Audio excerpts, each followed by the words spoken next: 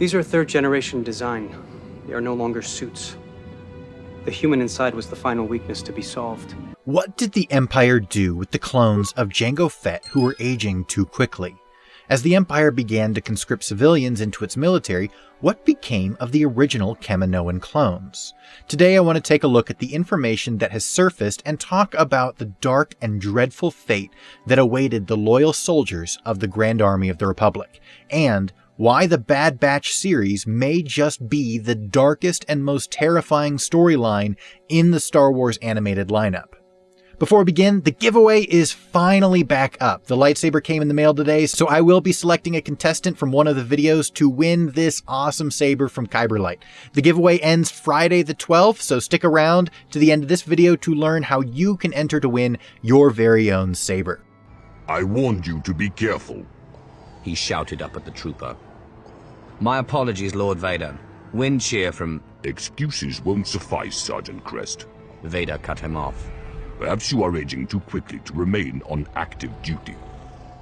Tarkin couldn't make sense of the remark until he realized that Crest's was a face he had seen countless times during the war. The face of an original Kamino clone trooper. During the early days of the Empire, the military was still largely made up of leftover clones from the Grand Army of the Republic. However, production of new clones was immediately halted, and the Empire began to replace them with mostly enlisted military. As early as 5 years after Order 66, the date of Jedi Fallen Order and the Tarkin novel, clones were already extremely rare, with Tarkin noting that he hadn't seen one in years, even taking a moment to recognize a clone when he did see them.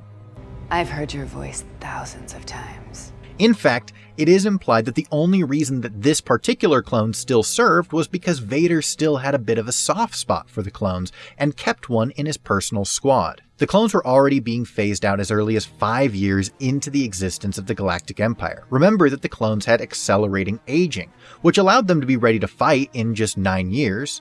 Otherwise a mature clone would take a lifetime to grow. Now we can do it in half the time. And because of this, clones continued to age at twice the speed of normal humans, resulting in them becoming too elderly to serve on active duty after just a couple years. However, the clones still possessed the greatest combat training around, having been trained from birth in a variety of combat styles, including traditional Mandalorian combat.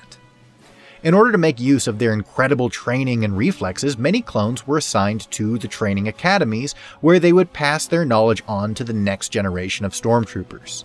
In Legends, this was actually the fate that awaited the 212th commander, Commander Cody.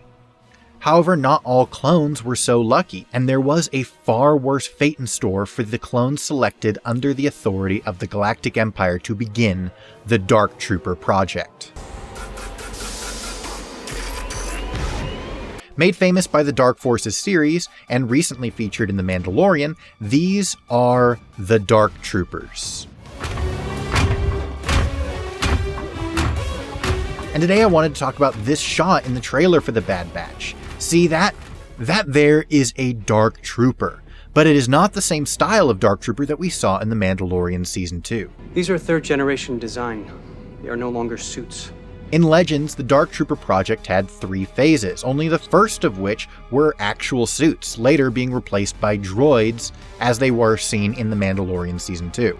What's important here is that Dr. Pershing confirms that the Dark Trooper project was at one point a suit, canonizing that old Legends idea.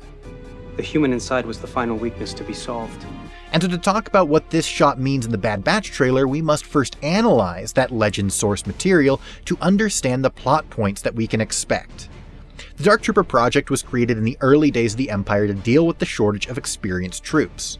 The program was overseen by then Lieutenant Rom Mok. He called the project Dark Trooper Phase 0, and the program was designed with the hopes of returning these Kaminoan clones, the clones of Jango Fett, to peak fighting condition.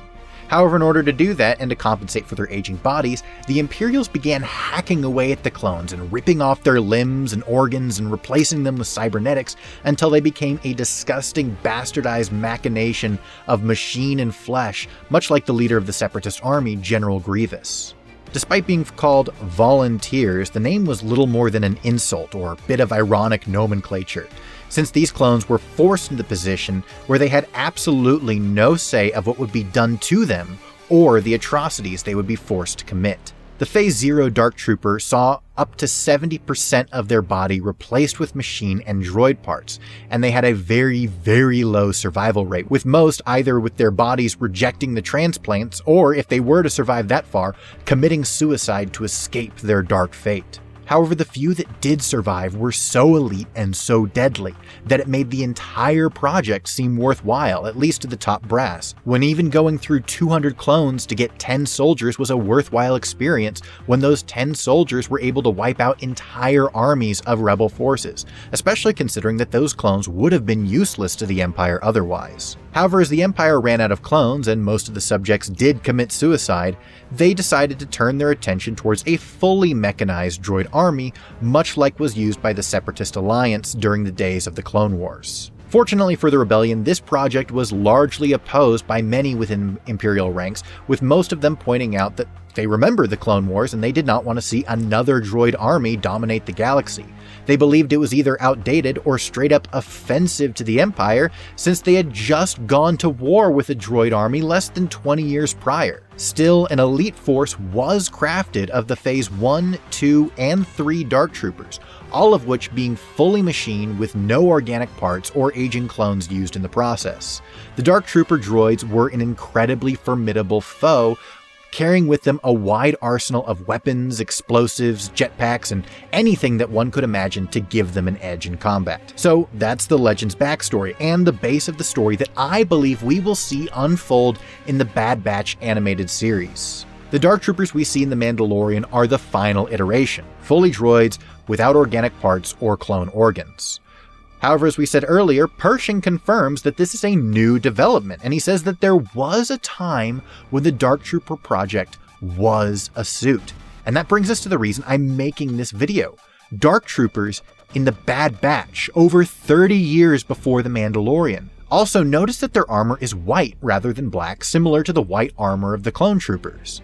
I genuinely believe that these here in the trailer are bastardized clones, the brothers of the Bad Batch. Could this be the reason that the Bad Batch rebels against the Empire?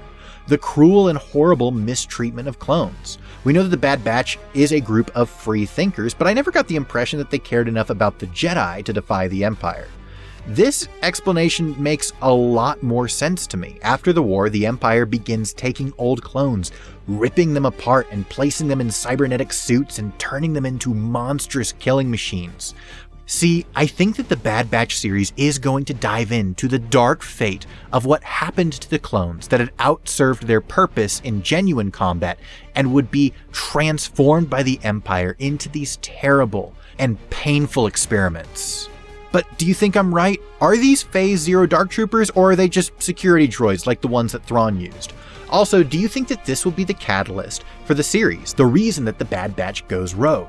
Let me know what you think down in the comments below, because as always, I want to know what you, my friends, have to say about our favorite galaxy far, far away. Don't forget, this is your last chance to win the first of many Saber giveaways. All you have to do is leave a comment here or any other video telling me the name of the character who holds your favorite lightsaber and why that lightsaber is your favorite. If you already entered before the giveaway went on break, you are still entered, but you can feel free to comment again. I'll be announcing the winner this Friday and sending off the saber right away. As an added bonus, you can also, as always, use my promo code LORESTAR5 on Kyberlight.com to get 5% off your order, just in case you don't win, or if you want to use it to make a double-bladed lightsaber. Anyway, guys, don't forget to like and subscribe if you enjoyed the video, or alternatively, if you learned absolutely nothing new, you can feel free to leave a thumbs down, completely guilt-free, because that tells me I'm not doing my job. And don't worry, I'm not counting dislikes against the giveaway. You can still win even if you didn't like the video. Anyway, thank you guys so much for watching, and as always, may the lore be with you, now and forever.